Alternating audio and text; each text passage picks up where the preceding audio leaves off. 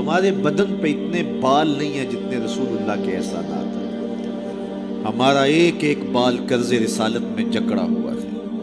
خدا شناسی تو بڑی دور کی بات ہے، ہم خود شناس بھی نہیں تھے. ہمیں تو اپنے آپ کا بھی نہیں پتا تھا کہ ہم کون ہیں. اور مجھے بتاؤ، جس کو یہ بھی نہ خبر ہو کہ میں کون ہوں، اس کے پلے ہوتا کیا؟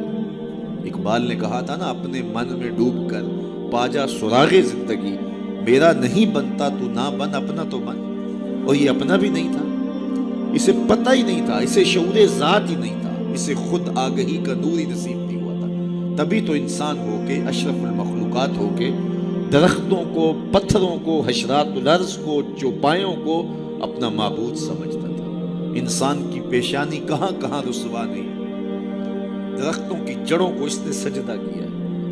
یہ کیچوا نہیں ہوتا مچھلی پکڑنے کے لیے جس کو کانٹے سے لگاتے ہیں، کسی زمانے میں یہ بھی انسان کا معبود ہے. پتھروں کو اس نے معبود سمجھا، بہائم کو، چوپایوں کو، لٹکتے پھلوں کو، برستی بارش کے قطروں کو معبود سمجھتا رہا، بادل کو معبود سمجھتا رہا، تنکوں کو، حشرات الارض کو، بہتے پانیوں کو، جلتی آگ کو اور چلتی ہواؤں کو اپنا معبود سمجھتا رہا. اسے یہی نہیں پتا کہ میں ہوں کون. اے تماشا گاہ عالم روئے تو کجا بہرے تماشا می روی. دنیا تجھے ڈھونڈنے نکلی ہے، تو کس کی تلاش میں ہے؟ یہ اشرف المخلوقات ہو کے، مقصود کائنات ہو کے، یہ اس کائنات کا دل اور کلیجہ ہو کے حشرات الارض کو، سانپوں کو، بچھوؤں کو اپنا معبود سمجھ رہا ہے. یہ تو میرے حضور نے بتایا، یہ تیرے معبود نہیں ہیں، تیری دہلیز کے نوکر ہیں. ان درختوں کو پوچھتا ہے، یہ تو تجھے چھاؤں فراہم کرنے کے لیے، آکسیجن دینے کے لیے، تیرے ایندھن کے کام آنے کے لیے، تیرے ذوق نظر کی تسکین کے لیے، تجھے پھل فراہم کرنے کے لیے پیدا کیے گئے. ان جانوروں کو پوچھتا ہے، یہ تو تیری سواری کے لیے، بار برداری کے لیے، تجھے دودھ اور گوشت کی ضروریات فراہم کرنے کے لیے پیدا کیے گئے. یہ چاند، سورج، ستارے، اجرام فلکیہ، یہ تیرے معبود کیسے ہو سکتے ہیں؟ یہ تو تیری راہوں میں روشنی اجالنے کے لیے پیدا کیے گئے. نہیں تو دیکھ، یہ انگلی اٹھتی ہے اور چاند ٹکڑے ہو کے قدموں میں آتا ہے، سورج پلٹ کے اثر کے وقت پہ آتا ہے. وہ سڑیاں کھجوراں اگا جاندائے، وہ پتھراں نو کل میں پڑا جاندہ. قطرے کو سمندر، ذرے کو ستارہ کرتے ہیں، کونین کو خم آ جاتا ہے جب زلف سوارا کرتے. اب انسان کی آنکھ کھلی کہ میں کون ہوں، کہ یہ پوری کائنات. درختوں کو پوچھتا ہے، جا میں نہیں، تو ہی کہہ دے تمہیں اللہ کا رسول بلا رہا ہے. اللہ اکبر. درخت شاخوں کے پل اپنے آپ کو گھسیٹتے ہوئے سلامی دینے حاضر ہو جاتے. حضرت یعلا بن مرہ کہتے ہیں کہ ایک سفر سے واپسی تھی، راستے میں قیام ہوا تو حضور استراحت فرمانے لگے تو میں حضور کے پہرے کے لیے کھڑا ہو گیا. دور صحرا میں ایک درخت تھا، وہ ہلنے لگا، پھر جڑوں سمیت اکھڑا اور شاخوں کے بل اپنے آپ کو گھسیٹتا ہوا میرے برابر آ کے کھڑا نہیں ہو جاتا. میرے لیے بڑی حیرت کی بات تھی، لیکن کوئی تھا نہیں کہ اس سے بات کروں. خیر تھوڑی دیر کے بعد وہ اپنی جگہ سے چلا اور جہاں سے اکھڑا تھا وہیں جا کے نصب ہو گیا. حضور بیدار ہوئے تو سلام عرض کرنے کے بعد میں نے پہلی بات یہی عرض کی. میں نے کہا حضور، وہ سامنے والا جو درخت ہے تھوڑی دیر قبل اپنی جگہ سے اکھڑا تھا، شاخوں کے بل اپنے آپ کو گھسیٹتا ہوا یہاں آیا، رکا، جھومتا رہا، پھر واپس چلا گیا. حضور نے حیرت کا اظہار نہیں کیا. میں تو سویا تھا، تفصیل سناؤ. کوئی آندھی آئی، کوئی جھکڑ آیا، کوئی طوفان آیا، کیسے اکھڑا؟ حضور مسکرا دیے اور فرمایا ھذہ شجرۃ استاذنت ربھا. فرمایا یہ درخت ہے، اس نے رب سے اجازت مانگی تھی. مالک تیرا محبوب نیڑے آیا ہے، سلام نہ کر رہا ہوں. فاذن لھا، تو رب نے اس کو اجازت دے دی تھی، یہ مجھے سلامی پیش کرنے آیا تھا. تو پوری کائنات تو ان کے حسن کا طواف کرتی دکھائی دیتی ہے. وہ انگلی اٹھاتے ہیں، چاند کے ٹکڑے ہوتے ہیں، سورج پلٹ کے اثر کے وقت پہ آتا ہے، درخت کلمہ پڑھ رہے ہیں، کنکر بول کے گواہیاں دے رہے ہیں. اب انسان کی آنکھ کھلی کہ میں جن کو معبود سمجھتا تھا یہ تو ہمارے گرد طواف کر رہے ہیں. اب اس کی آنکھ کھلی، اب شعور سنبھلا اور اب وہ سمجھنے لگا کہ میں کون ہوں. اپنی حیثیت سے اب آگاہ ہوا. اللہ اکبر. بے خبر تو جوہر آئینہ ایام ہے، تو زمانے میں خدا کا آخری پیغام. اسے اب اپنی ذات کا شعور ہونے لگا. خود سے ملاقات تب ہوئی جب حضور تشریف لائے. تو راز کن فقاں ہے، اپنی آنکھوں پر آیا ہو جا، خود ہی کا رازداں ہو جا، خدا کا ترجمہ ہو جا، خود ہی میں ڈوب جا غافل، یہ سر زندگانی ہے، نکل کر حلقہ شام و سحر سے جاوداں ہو جا، مسافے زندگی میں سیرت فولاد پیدا کر، شبستان محبت میں حریر و پر نیا ہو جا، گزر جا بن کے سیل تند رو کو ہو بیاباں سے، گلستان راہ میں آئے تو جوئے نغمہ خواں ہو جا، تیرے علم و محبت کی نہیں ہے انتہا کوئی، نہیں ہے تجھ سے بڑھ کر ساز فطرت میں نوا کوئی، اسے اب پتہ چلا اپنی ذات کی شناخت اب ہوئی، اللہ اکبر، کانپتا ہے دل تیرا اندیشہ طوفان سے کیا، ناخدا تو، بحر تو، کشتی بھی تو، ساحل بھی تو، دیکھ آ کر کوچائے چاکے گریباں میں کبھی، کیس تو، لیلا بھی تو، صحرا بھی تو، محمل بھی تو، وائے ناکامی کہ تو محتاج ساکی ہو گیا، میں بھی تو، مینا بھی تو، مستی بھی تو، حاصل بھی تو، آہ کس کی جستجو آوارہ رکھتی ہے تجھے، راہ تو، رہرو بھی تو، رہبر بھی تو، منزل بھی تو، بے خبر تو جوہر آئینہ ایام ہے، تو زمانے میں خدا کا آخری پیغام۔ تو اب انسان کو اپنی ذات کا شعور ہوا، خدا شناسی تو بڑی دور کی بات ہے، میں کہتے انسان کی اپنی ملاقات اپنے آپ سے تب ہوئی جب حضور آئے، خودی کا شعور تب ملا جب حضور آئے، من سے آگہی تب ہوئی جب حضور آئے۔ تو اگر وہ تشریف فرما نہ ہوتے، خدا شناسی تو بڑی منزل ہے، انسان خود شناس بھی نہ ہوتا، اپنے ذات سے بھی آگاہ نہ ہوتا، انسان ہو کے انسانوں کے گلے چیر رہا تھا، سکا باپ اپنی بیٹی زندہ درگور کر کے فخر کرتا تھا کہ میں نے اپنی آبرو بچائی، مائیں دنیا کی منڈیوں میں بکتی تھی، باپ کی توقیر کوئی نہیں تھی، اور یہ تو میرے حضور آئے جنہوں نے آ کے بتایا کہ بیٹی عزت کی جگہ پر ہے۔ آپ نے یہ حدیث بارہا سنی ہوگی، علماء کرام سے بارہا سنی ہوگی، لیکن ذرا اس کو اس پہلو میں دیکھو، جب بیٹیوں کو زندہ درگور کر کے باپ فخر کر رہا تھا، اس زمانے میں میرے حضور نے کہا میری بیٹی میرے جگر کا ٹکڑا ہے۔ یہ صرف کلمہ تحسین ہی نہیں ہے، یہ کلمہ جہاد ہے، اس دور میں جب بیٹیوں کو زندہ درگور کر کے باپ فخر کر رہا۔ آج تو ہر شخص اپنی بیٹی کو قرار جان سمجھتا ہے، بیٹی کو آنکھوں کا نور سمجھتا ہے، نور نظر سمجھتا ہے، بیٹی کے جہیز کے لیے باپ اپنی ساری زندگی لگا دیتا ہے، پردیس کاٹ دیتا ہے، جوان بھائی فیکٹری میں اوور ٹائم لگاتا ہے، میں بہن کے ہاتھ بھی لے گا۔ تو آج اگر بیٹی کے بارے میں کوئی محبت بھرے جملے کہے جائیں تو بڑی بات نہیں ہے، جب باپ زندہ درگور کر کے فخر کرتا تھا، معاشرے سے اسے داد ملتی تھی کہ تو نے بیٹی کو زندہ درگور کیا ہے، اس زمانے میں میرے حضور نے کہا کہ میری بیٹی میرے جگر کا ٹکڑا۔ اللہ اکبر، کیسی تبدیلی آئی۔ ایک موقع آیا، فرمایا کہ جو دو بیٹیاں یا دو بہنیں ان کی اچھی تربیت کرے اور ان کو پروان چڑھائے اور ان کی اللہ کی رضا کے لیے شادی کر دے تو قیامت کے دن وہ میرے ساتھ اس طرح قریب ہوگا جس طرح یہ دو انگلیاں قریب ہیں۔ تو مجلس میں موجود ایک صاحب اٹھے، کہا حضور اگر کسی کی دو بیٹیاں نہ ہوں تو ذرا اس کے پیچھے جھانکنے کی کوشش کیجئے، کہاں بیٹیاں زندہ درگور ہوتی تھیں اور کہاں ایک بیٹی والا سوچ رہا ہے کاش کہ میری بھی دو بیٹیاں ہوتی اور میں یہ احساس پاتا۔ تو یہ معاشرے کو ایک رنگ دیا، معاشرے کو ایک آہنگ دیا، خدا شناسی بھی دی، خود شناسی بھی دی، انسانی حقوق جو پامال ہو رہے تھے ان کو بحال بھی کیا، انسان اپنی عزت برباد کر رہا تھا، اجرام فلکی اور مظاہر فطرت کے سامنے ان کے چرنوں میں جھک کر کے اس کو اس کی خودی کا سبق دیا کہ تو کون ہے اور کہاں کھڑا ہے۔ ایک شخص ایمان لانے کے بعد حضور کی خدمت میں حاضر ہوا، عرض کرتا ہے جاہلیت کے زمانے کی دو باتیں ہیں، ایک یاد آتی ہے تو ہنسی نہیں رکتی اور ایک بات یاد آتی ہے تو آنسو نہیں تھمتے۔ کہا وہ کون سی دو باتیں ہیں؟ کہا وہ بات جو یاد آئے تو ہنسی نہیں رکتی وہ یہ ہے کہ میں ایک لمبے سفر پہ گامزن تھا، میں نے سفری معبود پتھر کا بنا ہوا ایک بت بھی اپنے سامان میں باندھ لیا کہ راستے میں پوجا پاٹ بھی چلتی رہے، لیکن جب سامان اٹھایا تو سامان بہت بوجھل تھا، میں نے سوچا کہ یہ تو میں اپنے ہی معبود کے بوجھ تلے دب کے رہ جاؤں گا، تو میں نے اس کو نکال دیا اور آٹا یا ستو گوندھ کر کے میں نے ایک چھوٹا سا معبود تیار کیا اور اس کو دھوپ میں رکھ کے خشک بھی کر لیا کہ مزید ہلکا ہوگا، اور اس کو اپنے سامان میں اپنے ساتھ رکھ لیا۔ पूजा पाठ भी चलती रही।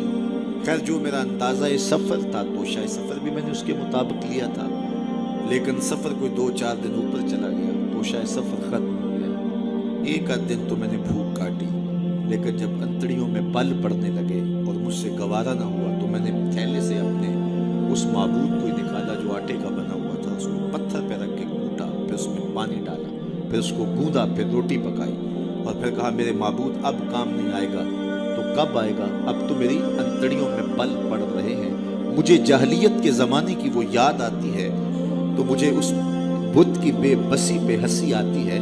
कैसा बेबस माबूद था जो अपने पुजारी को इतना भी गुजारिश नहीं कर सकता था, मुझे पूजने वाले मेरे पे इतना तो तरस खा, अब मुझे दांतों तले चबा के तारीख मैदे में फेंकेगा, फिर गंदगी के ढेर पे डाल आएगा। आखिर मैं तेरा माबूद रहा हूँ, मेरे पर ये कयामत तो न तोड़। तो एक तो वो याद आती है बात तो मेरी हंसी नहीं रुकती, और जो दूसरी बात मुझे याद आती है तो मेरे आंसू नहीं थमते, और वो ये है कि मेरी बीवी उम्मीद से थी और मैं लंबे सफ़र पे गया, कई सालों के बाद वापस पलटा तो मेरे आंगन में बेटी खेल रही थी। मेरी बीवी ने इस डर से कि कहीं बेटी को देख करके जिंदा दरगोर न कर दे, उसके तोतले लहजे में मेरे लिए मोहब्बत डाल दी थी, और वो मुझे या आबाता हो कह के मुखातबा करती है और मेरी टांगों से चिमट जाती है। मैं सफाक था अंदर से और मुझे बड़ा गुस्सा आया। मैंने अपनी बीवी को घूरा कि एक तो तूने सांप को जन्म दिया है और दूसरा नखरे करती है, उसको बातें सिखाई हैं और मौके की ताक में रहा। लेकिन उस बेटी के सीने में मेरे लिए उसकी माँ ने इतना प्यार डाल दिया था। बेटियां तो वैसे भी बाप से टूट के प्यार करती हैं, बेटियों की मोहब्बत तो मिसाली होती है। फिर माँ ने मेहनत की थी कि इसका बाप कोई इंतहाई कदम ना उठाए, तो उसके लिए उसके बाप के लिए बेपनाह मोहब्बतें डाल दी थी। कहते एक दिन मैंने मौका पाया और उस बेटी को उठाया और सहरा में ले गया।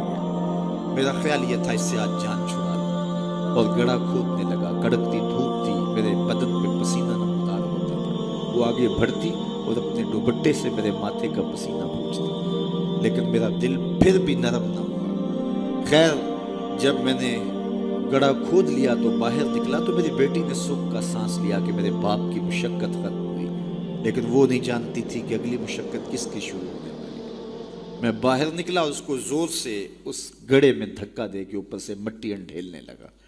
वो नन्हे नन्हे हाथ जोड़ती रही, चीखती रही और मुझसे गुजारिशें करती रही कि ये क्या कर रहे हो, लेकिन मैं ऊपर मट्टी अंढेलता रहा और उसकी चीखें उस रेत तले दब गई। आज जब इस्लाम लाया हूं तो उसकी चीखें मुझे सोने नहीं देती। अरब के रेगजारों में दबी हुई मासूम बच्चियों के सिसकते आंसू और उसकी रोती आंखें किसको पुकार रही थी। बेवाओं की चीखें फरियाद कर करके किसकी मुंतजिर थी। यतीम किसको ढूंढ रहे थे, किसके मुंतजिर थे। जमाना आंखें फर्श बिछाए हुए किसका इंतजार कर रहा था। वो जिसके नाम पर दाऊद ने नगमा सराई की, वो जिसके जिक्र पर शाह सुलेमान ने गदाई की। दिले यहिया में रह गए अरमां जिसकी ज़ियारत के, लबे ईसा पे आए वाज जिसकी शान रहमत के। जुबन के रोशनी फिर दीदाए याकूब में आया, जिसे यूसुफ ने अपने हुस्न की नए रंग में पाया। नदानम आंगुले खंदाचे रंगो बूदारत के मुर्गे हर चमने आरज़ुए उदारत। हर कोई मुंतजिर है, कोई हाथ फैला के कह रहा है रब्बना वबास फीहिम रसूला। मालिक आंखें बूढ़ी हो गई, अब उस रसूल को भेज भी दे। हजरत ईसा तो बोले मुबश्शिरम बिरसूल याति मिन बाद इस्मुहु अहमद। चलो नाम भी बताए जा रहा, उनका नाम अहमद होगा। जमाना मुंतजिर था, पूरी धरती इंतजार कर रही थी। बेवाओं की चीखें और यतीमों की आहें और मासूम बच्चियों के दबे हुए आंसू जब रेत से पुकार करते हुए अर्श इलाही को जुम्बश देने लगे तो अल्लाह को दुखी इंसानियत पे रहम आया। आमना की आगोश में मोहम्मद अरबी तशरीफ ले आए। नागहां साकिन हवाओं पर रवानी आ गई और चमन के पत्ते पत्ते पर जवानी आ गई। आज जानुए अजल ने सुबह पे अंगड़ाई ली और मुस्करा कर एक किरण ने हाथ में शहनाई ली। मखज़ने असरार कुदरत के अमी पैदा हुए, गुल हुआ दुनिया में खत्मुल मुरसली पैदा हुआ। एक बहार फैली ना, रबी वैसे भी अरबी में बहार को कहते हैं, रबीउल अव्वल आगाज़े बहार। कहा महबूब तू महबूब है और महबूबों को बहारें ही सजती हैं। جب گلیاں چٹکنے لگے گی، غنچے مہکنے لگے گی، جب کائنات بہار بن جائے گی، جانے بہار بن کے تشریف لے آنا۔ تو ان کی جلوہ گری، ان کی تشریف آوری انسانیت پر اللہ کا بہت بڑا احسان، اسی لیے اس کو جتلایا اور کہا لقد من اللہ علی المؤمنین اذ بعث فیہم رسولا۔ تو یہ احسان عظیم ہمارے اوپر ہوا، اتنی بڑی نعمت، وہ نعمت عظمیٰ جس کے لیے نبی منتظر رہے، نبیوں کی ٹیمیں منتظر رہی، اور ہم نے کوئی آرزو تو نہیں کی تھی، وہ تو منتیں مانتے رہے۔ بحیرہ راہب کہاں بیٹھا تھا، نستورہ کہاں بیٹھا تھا، کہاں کہاں منتظر، ان کی راہوں میں لوگ بیٹھے تھے۔ شب ہجر کی سختیاں، کوئی اس سے جا کے پوچھے، تیری راہ تکتے تکتے جسے صبح ہو گئی ہے۔ زمانے منتظر رہے، صدیاں منتظر رہیں، لوگ راہوں میں بیٹھے رہے، ہم نے کوئی انتظار نہیں کیا۔ آنکھ کھلی، ہمارے والد صاحب مؤذن کو مسجد سے بلا لائے، انہوں نے کان میں آ کے کہا مبارک ہو، تو حضور کا غلام بن کے آ رہا ہے۔ شاہوں سے ملا ہے نہ تونگر سے ملا ہے، اللہ کا عرفان اسی در سے ملا، اوروں کو ملا ہے تو مقدر سے ملا ہے، مجھ کو تو مقدر بھی تیرے در سے ملا ہے۔ تو یہ ہماری خوش بختی، ہماری فیروز بختی کہ ہمیں وہ محبوب نصیب ہوئے جس کے لیے زمانے تڑپتے رہے، ترستے رہے، منتظر رہے، آنکھیں بچھی رہیں، تمنائیں بیتاب رہیں، آرزویں مچلتی رہیں، لیکن وہ جانے بہار بن کے تشریف لے آئے۔ اب جب حضور تشریف لائے ہیں، پھر صحابہ نے تو حد کر دی، اپنا سب کچھ ان کے نام پہ لٹا دیا، کہا آپ کے دین کا جھنڈا لے کے اٹھیں گے اور دنیا کے آخری کنارے تک پہنچیں گے۔ پھر تابعین نے وہ جھنڈا تھاما، تبع تابعین نے وہ جھنڈا تھاما۔ اس شخص کی کہانی ہم نہیں بھول سکتے جو گھوڑے پہ بیٹھ کے اللہ کے نام کی دعوت دیتے ہوئے آگے بڑھا، آگے دلدل آ گئی، زمین ختم ہو گئی، تو گھوڑے کی باگیں کھینچ لیتا ہے اور کہتا ہے مالک میرے جذبے تو جوان تھے، تیری زمین ہی ختم ہو گئی۔ اس پہ اقبال نے کہا تھا دی اذانیں کبھی یورپ کے کلیساؤں میں، کبھی افریقہ کے تپتے صحراؤں میں، دشت تو دشت دریا بھی نہ چھوڑے ہم نے، بحر ظلمات میں دوڑا دیے گھوڑے ہم نے۔ تو وہ ہمارے اسلاف تھے۔ آج میں اور آپ حضور کے میلاد میں آئے ہیں، ہم ایک لمحے کے لیے اپنے باطن میں اترے، اپنے اندر اترے اور سوچیں کیا ایک محفل سے حضور کی محبت کا حق ادا ہو جاتا ہے؟ کہ ایسے ہاتھ لہرانے سے حضور کا محبت کا حق ادا ہو جاتا ہے؟ کڑکدار نعرہ لگانے سے حضور کی محبت کا حق ادا ہو جاتا ہے؟ کیا لوگوں کو بلائیں، دعوت دیں، کھانے کھلائیں، بریانیاں کھلائیں تو کیا حضور کی محبت کا حق ادا ہو جاتا ہے؟ آئیے اگر حضور سے محبت کرتے ہیں تو سر سے لے کر پاؤں تک حضور کی غلامی کے رنگ میں رکھے جائیں۔ ہمارے استاد فرمایا کرتے تھے یہ نہ ہو کہ لوگ تمہیں پوچھیں تمہیں کون ہوتے ہو اور تمہیں بتانا پڑے کہ ہم مسلمان ہوتے ہیں، یہ دیکھو مذہب کے خانے میں اسلام لکھا ہے۔ فرماتے تھے صاحب کسی کو پوچھنا نہ پڑے، تجھے بتانا بھی نہ پڑے، تیری وضاقتہ، طرز زندگی، انداز معاشرت ایسا ہونا چاہیے تو دور سے آ رہا ہو، لوگ پہچان کے کہیں وہ دیکھو آقا کا غلام آ رہا ہے۔ نور آنکھوں میں تو چہروں پہ اجالے ہوں گے، مصطفیٰ والوں کے انداز نرالے، دنیا میں بھی ان کے دم سے مقدر چمکا، محشر میں بھی ان کی رحمت کے حوالے ہوں گے۔ تو یہ میری اور آپ کی فیروز بختی کہ ہمیں وہ رسول اور نبی نصیب ہوئے۔ تو آئیے اپنی زندگی کی ایک ایک سانس حضور کے نام کر دیں، جئیں تو حضور کے لیے، مریں تو حضور کے لیے، اور اپنی زندگی کو حضور کی راہوں میں نچھاور کر دیں، ان کے دین کا جھنڈا لے کر کے اٹھیں اور دین کے پیغام کو دنیا تک ایک ایک کونے تک پہنچانے کا عزم کریں۔ اور وہ کیسے ممکن ہوگا کہ ہم اپنے انداز زندگی کو تبدیل کریں۔ جب کوئی شخص صالحیت کا لبادہ پہن لیتا ہے تو پھر وہ زبان سے نہ بھی بولے، وہ سنت و سیرت کا پیکر گلی سے گزر بھی رہا ہو تو وہ بھی تبلیغ کا رنگ ہوتا ہے، وہ بھی ایک انداز ہوتا ہے، دعوتی انداز ہوتا ہے۔ لیکن اگر میں زبان سے دعوت دین کی دیتا رہوں اور میرا رویہ، میرا عمل، میرا کردار، میرا لہجہ، میرے اخلاق اس کی نفی کر رہے ہیں تو میں حرف حرف منافقت کر رہا ہوں۔ اس لیے مجھے اپنے رویے کو، اپنے طرز زندگی کو، اپنے انداز معاشرت کو حضور کی سنت کے سانچے میں ڈھالنا پڑے گا۔ محمد دی زیارت محمد دے رنگ وچ، یہ ٹھگ بازیاں جانے پیارا محمد۔ اقبال نے کہا تھا چوب نام مصطفیٰ خانم درود، از خجالت آب می گردد وجود، عشق می گوید کہ محکوم غیر، سینائے تو از بتا مانند دیر، تا نداری از محمد رنگ و بو، بر زبان خود میں اعلیٰ نام ہے۔ تو اس کو پنجابی میں جو ہے وہ قلم توڑ دیا، اللہ اکبر، یاری لا توں پاک نبی سنگ، اے پر پوری یاری. ذرا دیکھیے شعر کا حسن دیکھیے, اٹھان دیکھیے. یاری لا تو پاک نبی سنگ, اے پر پوری یاری, پھر درود قبول ہے تیرا لکھ نہ لو ایک واری. اپنے آپ کو ان کی محبت کے رنگ میں رنگ لو, اور پھر دیکھنا کہ حضور کی محبتیں اور رحمتیں کیسے برستی ہیں.